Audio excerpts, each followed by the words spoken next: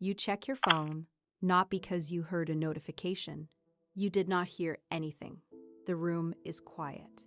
The apartment is still, but your hand moves anyway, finding the screen before your mind has given it permission, the way a tongue finds a sore tooth in the dark. Nothing. No message. And something in your chest does not simply feel disappointed. It tightens, a faint pull, almost like waiting for something you know is coming. Except you do not know. And that is precisely the problem. So you put the phone face down, you try to read, you try to breathe, but your body is still listening for something your mind already told it to stop expecting. You have probably noticed at some point that the relationships that felt the most alive were not the easiest ones. The person who responded within seconds somehow felt less. The one who showed up consistently, who was warm and present and clear about what they wanted, felt somehow flat, like a song with no tension, like a novel where nothing goes wrong. And the one who made you wait, who disappeared and returned, who left you reading the same message 4 times, trying to understand the tone. That one felt electric. That one felt like love. But what if it was not? What if the feeling you have been calling chemistry is something the body generates, not in the presence of love, but in the presence of uncertainty? What if the electricity was never about them, but about what your nervous system was doing while waiting for them? This is not a comfortable question, but it is the right one. Because if you have ever ended a relationship with someone kind and felt almost nothing, and then spent 6 months thinking about someone who made you feel invisible, your body already knows something your mind is still catching up to. To understand what is actually happening, we have to go somewhere most people skip. We have to go to the moment before the feeling. Attachment researchers, beginning with a British psychiatrist named John Bowlby in the middle of the 20th century, began noticing something that seems obvious in retrospect, but was genuinely radical at the time. Human beings are not designed to love abstractly. We are designed to attach to specific people, to proximity, warmth, consistency, physical presence. The attachment system is not a romantic invention. It is a biological one, and it evolved long before dating, long before language, long before the concept of a relationship. Its original job was simpler and more urgent. Stay close to your person, because separation meant danger, because a body alone was a body at risk.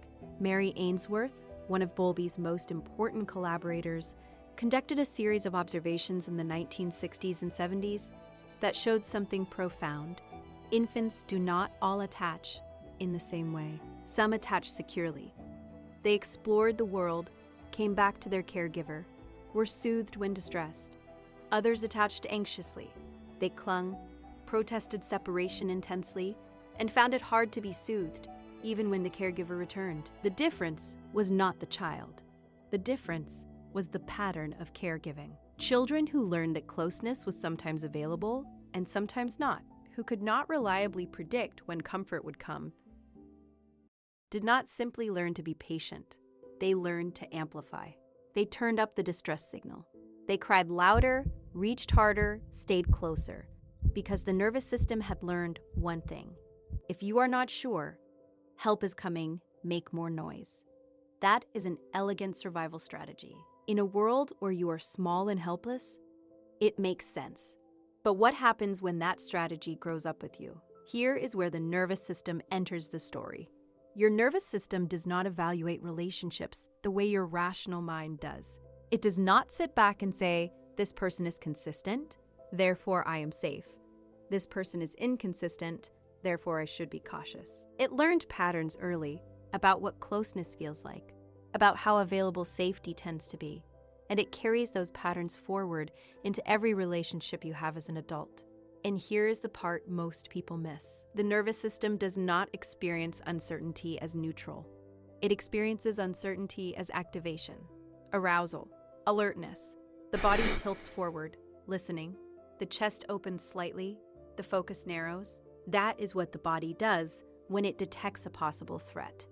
And that is also, as it happens, almost identical to what the body does when it detects something it desires. The physiological signature of, I might lose this, and I want this look remarkably similar from the inside. So when someone pulls away, when they go quiet, when they stop responding the way they were, when their energy becomes ambiguous, the body does not simply register, I am uncomfortable.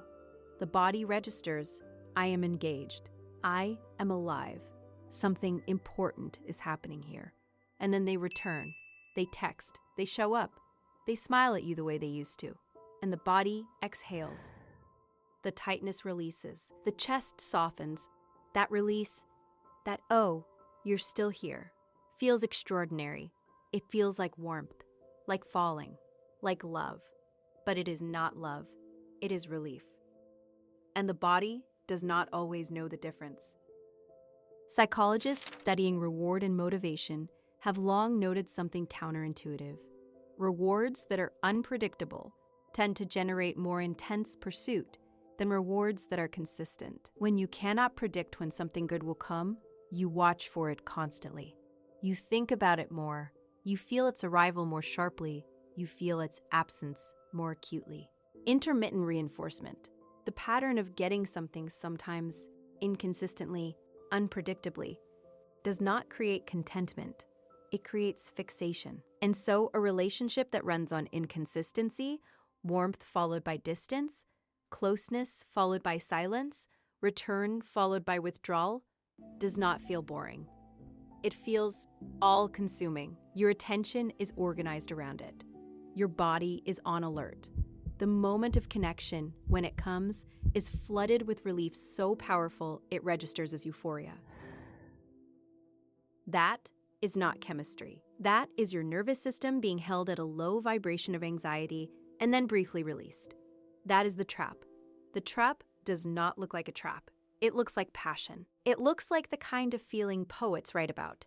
The ache, the longing, the electricity of another person's name appearing on your screen. It looks like proof that what you have is real, because nothing that feels this strong could possibly be ordinary. But intensity is not depth, and activation is not intimacy. The body can confuse them painfully, persistently, and for a very long time. Think about what this actually does to a day.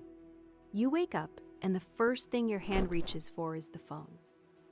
Not because you are curious, because you are checking. Because somewhere in the architecture of your nervous system, they have become a variable. Something that determines whether the morning is okay or not okay. Whether you can eat breakfast with some version of peace, or whether you spend it reading back through old messages, looking for evidence of what they actually meant. You sit with a friend and your attention keeps floating somewhere else. You are nodding, smiling, present enough. But underneath, a part of your body is waiting for a sound, for a name, for a signal. You go on a date with someone who is warm, someone who asks good questions and laughs at the right moments, and texts you that same evening to say they had a lovely time. And you feel almost nothing.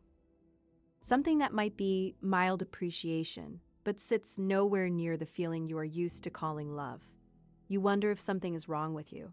You wonder if you are just not capable of feeling that way about people who are easy. What is actually happening in that moment?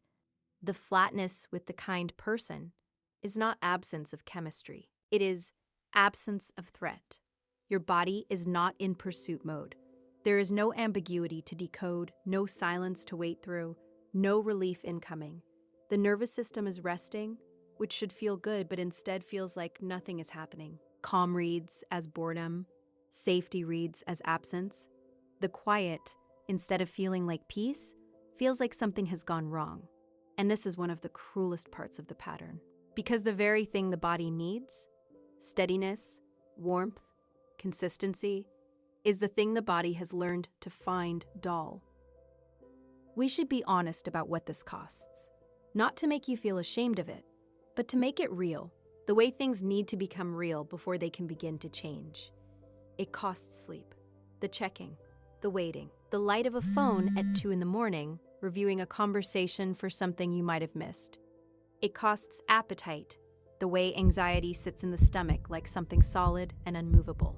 It costs the people who were actually there, the friends who noticed you disappearing, the partners who were kind and consistent, and whom you eventually let go because they never made you feel chosen in the way that felt necessary. It costs you yourself in the quietest way, the way you begin organizing your choices around another person's availability, keeping the evening free just in case, editing what you say so you do not become too much, making yourself smaller, lighter, easier, so that the variable will land on warmth instead of distance. This is self-abandonment. Not the dramatic kind, the slow kind, the kind that happens in increments, in small adjustments, in the slow erosion of knowing what you actually feel because you have spent so long focused on what they might feel. It costs you your own company because when the waiting ends and the person is gone, you discover that the stillness is almost unbearable. Not because you miss them, exactly, but because the alertness that defined every day is suddenly without an object. And you do not know what to do with a body that is not looking for something. Most people try to solve this by becoming harder. They decide, after enough waiting, after enough relief that dissolved too quickly, that the problem is that they feel too much. That caring is the mistake. That the way out is to care less, want less, need less, to become someone to whom these things do not happen. So they go quiet. They stop responding as quickly. They become strategic, not sending the first message, not showing too much, not letting someone know they matter until they have first made sure it is safe. They get better at performing indifference. And sometimes, confusingly, this seems to work. The person responds more. The attention returns. For a while, it feels like progress. But this is not healing. This is the same nervous system running the same program, just from the other side of the equation. The anxiety is still there. The need for the relief is still there. The difference is that now you are engineering the uncertainty instead of experiencing it. You have become the one who withholds. And it still exhausts you, because underneath the strategy, the body has not actually learned that it is safe. It has just found a new way to stay in the same game. The opposite of anxious love is not emotional unavailability. The opposite of anxious love is safety. And safety cannot be manufactured through strategy. It has to be built, slowly, honestly, and usually not in the relationships that feel most urgent. Here is something worth sitting with. If your body has learned to associate love with activation, with the low hum of uncertainty, with the particular relief of being chosen after a period of doubt, then a relationship without those elements will not simply feel less exciting. It will feel almost unrecognizable. It will not match the template, and the body tends to distrust what does not match the template. This is not a character flaw. This is not evidence that you are broken, or too much, or incapable of healthy love. It is evidence that you learned something. At some point, maybe in childhood, watching how closeness worked in your family, maybe in early relationships, where inconsistency was the only closeness available, your nervous system formed a model, a working theory of how love behaves, and it has been, faithfully, matching your experiences to that model ever since. The body is not sabotaging you. It is pattern matching. It is doing the most competent thing it knows how to do, which is to recognize the familiar. The problem is that the familiar is not always the good. Sometimes the familiar is simply what we learn to survive. And sometimes survival and flourishing require very different conditions. So what does it look like? Not to become cold, but to slowly begin to teach the body something else. It begins, often, not in a new relationship, but in the relationship between you and your own nervous system. It begins in the small moments when the anxiety rises and you do not immediately act on it. Not suppressing it, that does not work, but noticing it, naming it, quietly to yourself. My body is activated right now. My body is looking for a signal. And staying with that sensation without immediately reaching for the phone, without immediately sending the message, without immediately shrinking into a shape you think will be more easily loved. It begins in learning what it actually feels like to be safe, not in another person, but inside your own body. What it feels like to breathe without waiting, to be in a room and belong to the room, to feel your feet on the floor and not be pulled somewhere else by an invisible current. This is not glamorous. It does not feel electric. It does not produce the particular ache that has for so long been mistaken for proof of love. But it is foundational, because the goal, the real goal, is not to find someone who makes you feel that specific intensity. The goal is to become someone whose nervous system can rest in closeness, someone who can be chosen without disbelieving it, someone who can receive consistency without suspecting it. Mature love, when it comes, does not feel like abstinence. It does not feel like settling. It does not feel like the flatness of giving up. It feels different from the pattern, but different does not mean less. Different means spacious. Different means you can breathe and be close at the same time. Different means you can want someone without disappearing into the wanting. Different means the warmth stays even when they are not in the room. If you have spent years believing that the relationships that hurt most were the ones that mattered most, that suffering was evidence of depth, that the ache was evidence of realness, I want to say something carefully. Those feelings were real. The intensity was real, the longing was real, but real is not the same as right, and feeling is not the same as love. The nervous system can generate extraordinary amounts of feeling in response to uncertainty, to intermittent closeness, to the particular kind of attention that comes and goes. That feeling is real, but it is more about the body's history than the other person's soul. And you are allowed to grieve that, because some of those connections mattered. Some of those people, even with the pattern tangled around them, were also genuinely important. The loss is real, the grief is real, but the confusion was not your fault. You were not naive. You were not weak. You were a person whose body was doing the only thing it knew how to do, which was to treat the familiar as the valuable. The pattern can soften. It does not happen overnight. It does not happen through one breakthrough, one conversation, one relationship that finally goes right. It happens in the accumulation of moments where you catch the pattern before it runs to its conclusion, where you feel the pull and do not dissolve into it, where you sit in the stillness long enough for the body to register that the stillness is not a threat. It happens when you stop needing the relief because you stop generating the panic. And slowly, in the quiet, in the mornings when no one texts, and the room is still and your chest is not a held breath, slowly the body learns something it has always deserved to know. That love does not have to arrive like a rescue, that you do not have to be unsettled in order to be alive. That peace is not the absence of feeling. Peace is what feeling is like when the body finally knows it is home.